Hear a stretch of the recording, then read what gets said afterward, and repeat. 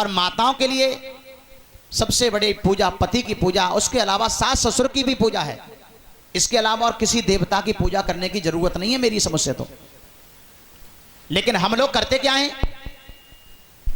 अपने घर के देवी देवताओं की पूजा ना करके और बाहर के देवी देवताओं की पूजा करते रहते हैं। जो नौ दुर्गा आए कि देवी के ऊपर धै लोटा देवी की नाक में दम हो जाए, चाहे निमोनिया बन जाए, देवी की नाक में दम। कभी अपने सास को एक गिलास पानी दो, कर जहां की माताएं तो खैर होशियार हैं। क्यों परिस्तानी, तुम बताओ, तुमने कितनी सेवा करी अपने पति की? रोटी सही टाइम से देती ना देती?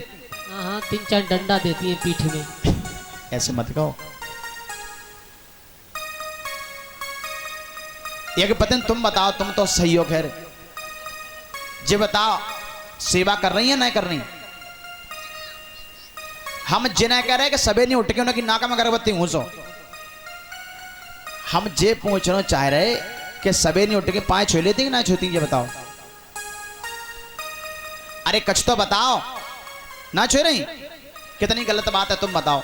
अच्छा, तुम्हारे गांव में कथा तो पहले भी हुई होगी, कथा पहले हुई थी, बताया भी होगा, बताया भी होगा, नहीं बताया था? लेकिन फिर अपने अंदर सुधार क्यों नहीं हुआ? क्या कारण है बताओ?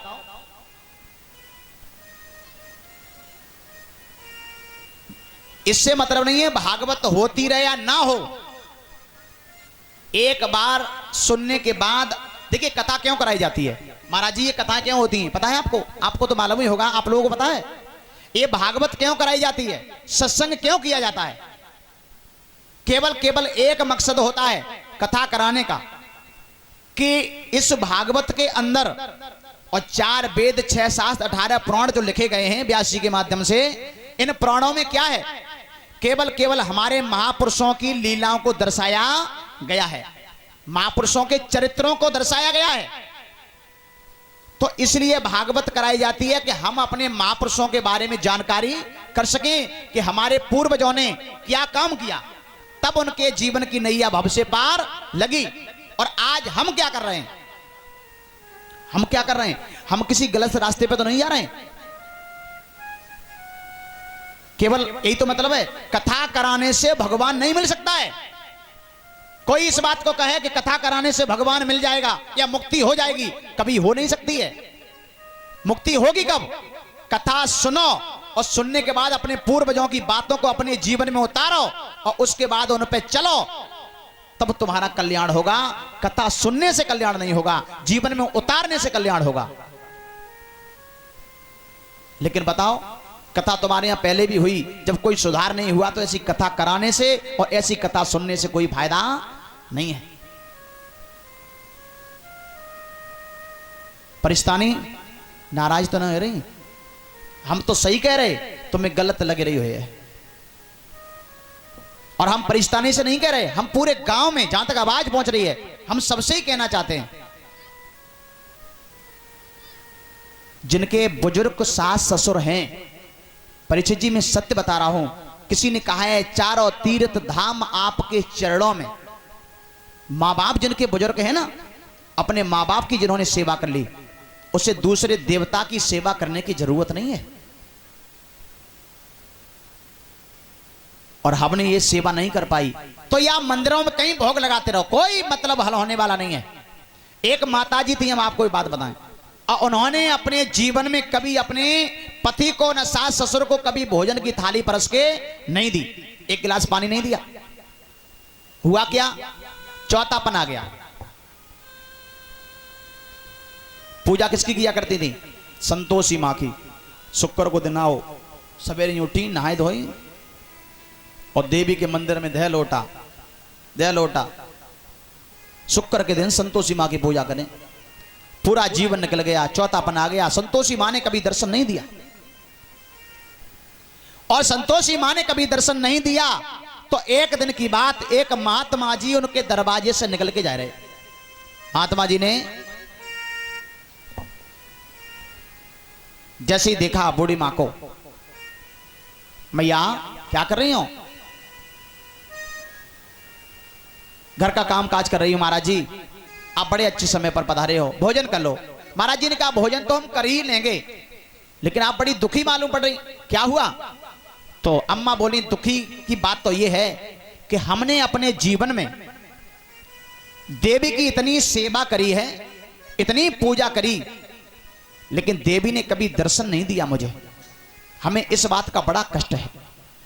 तो देवी ने दर्शन नहीं दिया। कौन सी देवी की पूजा की? कहा कि संतोषी मां की। शुक्र के दिन संतोषी मां की पूजा की।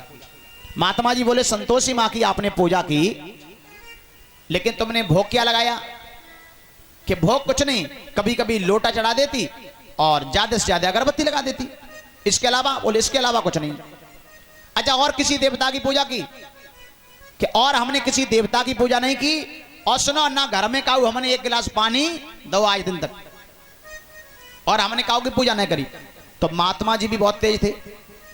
बाबा जी बोले इसका मतलब ये कुछ ऐसी हैं जिन्होंने अपने सच्चे देवता की पूजा नहीं की और नकली की पूजा हमेशा करती रही। महात्मा जी बोले तुमने संतोषी मां पर लोटा चढ़ाया, अगरबत्ती लगाई, लेकिन संतोषी मां का भोग पता है क्या है? कि क्या है? उनका भोग है लपसी। लपसी शुक्र के दिन आप लपसी बना के खिलाइयो और संतोषी मां दौड़ी चली आए, और 2 दिन के बाद भैया शुक्र कोई दिन रहे। और उसी समय अम्मा ने सवेरे सवेरे शुक्र के दिन नहाए धोए के बाकायदा और अपनी लपसी बना के तैयार कर ली, मीठी खूब, और आंखें बंद करी और भोग लगाने लगी कि रुचि रुचि भोग लगाओ मेरी देवी, रुचि रुचि भोग लगाओ मेरी देवी, रुचि रुचि भोग लगाओ मेरी देवी, रुचि रुचि भोग लगाओ मेरी देवी। आओ मैया भोग तैयार है। अब अम्मा आंखें बंद करें, भोग लगाए रही। एक बिल्ली उजक रही, सो दौड़ के आई और थरिया में लग गई महाराज खाएवे पे, खूब खींच रही। और अम्मा ने नेक आंखें खोली, उन्होंने की चलो आए तो गई। जाकी रही भावना जैसी, प्रभु मूरत देखी तिन तैसी। खाओ कम परे तो और पस दिए। और बिल्ली ने थरिया चाट के रख दी और ऊल के महाराज भुस पे जाके बैठ गई। थोड़ी देर बाद उनके पति महाराज आए और पति महाराज बोले काहे कुछ बनाओ कि नहीं बनाओ, हमें लग रही भूख दांती पीछे के। बोली मुराटा मरो कैसे जाए रहो हैं?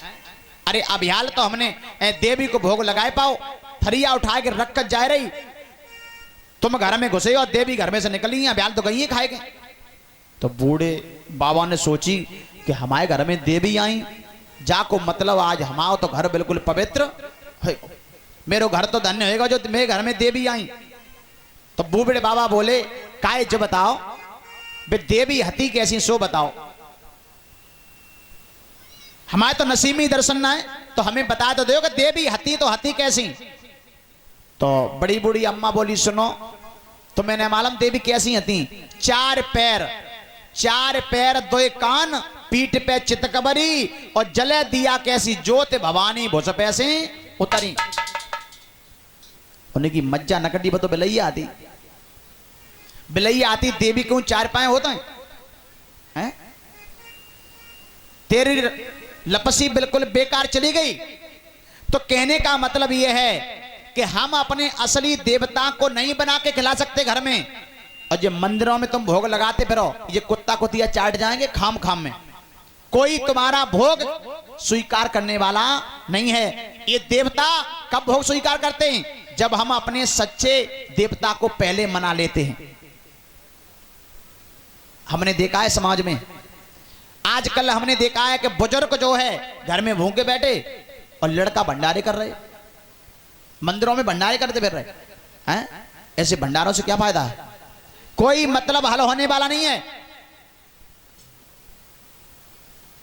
इसलिए भगवत प्रेमियों, आप भी अपने घर में पूजा प्रारंभ करो, तो अपने सच्चे देवी देवताओं की पूजा प्रारंभ कर दो, आपका भी जीवन मंगलकारी कल्याणकारी बन जाएगा। और हमने तो यहां तक देखा है, परीक्षित जी, बात आ गई तो हम आपको बताएंगे। लोग क्या करते हैं, व्रत रहते हैं, व्रत रहते हैं ना व्रत। कभी पता किया आपने व्रत क्या चीज है? हैं? व्रत रह लो, खुद भी भूखे मरो, दूसरे को भी भूखे मारो।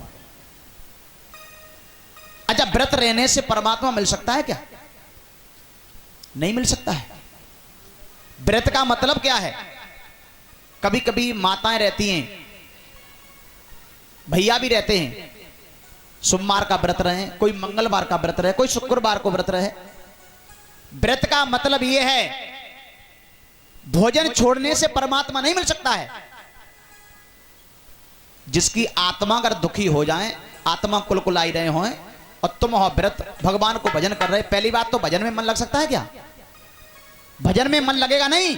अगर जिस अंदर से भूख लग रही है तेजी से और आप व्रत हो और परमात्मा को भजन कर रहे, तो मन लगेगा नहीं भजन करने में। पहले सर्वप्रथम तो इतना भोजन खाओ, ज्यादा नहीं। ज्यादा भोजन खाने से नींद आती है, नींद आती है तो भोजन कम करो, सीमित करो, जिससे कि आसन लगा के बैठ सको। और आसन लगा के बैठ जाओगे तो आपका भजन भी हो जाएगा, भजन भी हो जाएगा और आपकी भूख भी मिटी रहेगी। तो भोजन छोड़ने से परमात्मा नहीं मिल सकता है। और व्रत का मतलब यह है कि अपने अंदर से व्रत करना, यानी प्रण करना। महाराज जी, प्रण करना कि आज से हम एक अवगुण छोड़ रहे हैं। जैसे हम शराब पी रहे हैं तो हम व्रत कर रहे हैं कि आज के बाद कभी भी हम शराब नहीं पिएंगे। इसे कहते हैं व्रत करना। आज से व्रत करते हैं हम कभी नहीं पिएंगे। आज से हम ये कहते हैं कि हम चोरी नहीं करेंगे। आज से हम कहते हैं कि हम तंबाकू नहीं खाएंगे। व्रत कर रहे हैं, ये होता है व्रत। व्रत का मतलब ये नहीं है कि रोटी छोड़ दो व्रत हो गया है? खाना छोड़ने से व्रत होता है? ऐसा कुछ नहीं है। इसलिए आप लोग सत्य को छोड़ के असत्य की तरफ भाग रहे हो। हमारी कथाएं यही सिखाती हैं, लेकिन सीखने की कोशिश करो तब।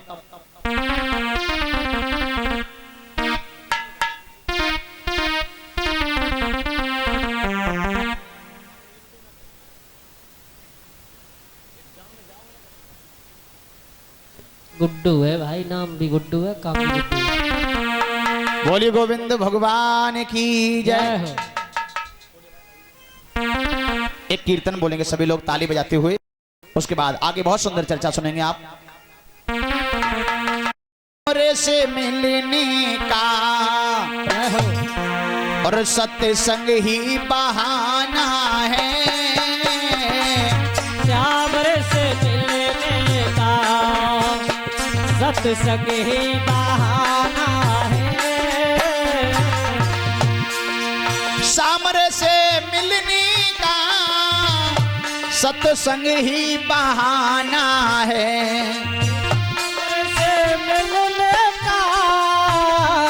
सत्संग ही बहाना है। और दुनिया वाले क्या जाने मेरा रिश्ता पुराना है, ये दुनिया वाले क्या जाने ओ मेरा रिश्ता पुराना है।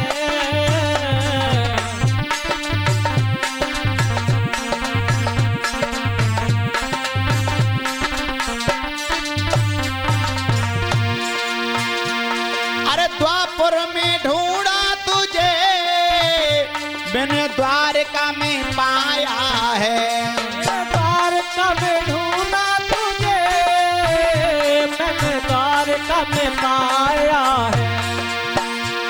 अरे द्वारका के मंदिर में और मेरे प्रभु का ठिकाना है, श्यावर से मिलने का सत्संग ही बहाना है।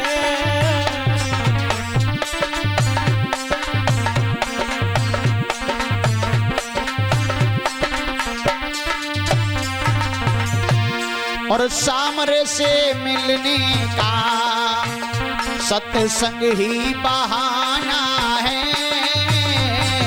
श्यावर से मिलने का सत्संग ही बहाना है।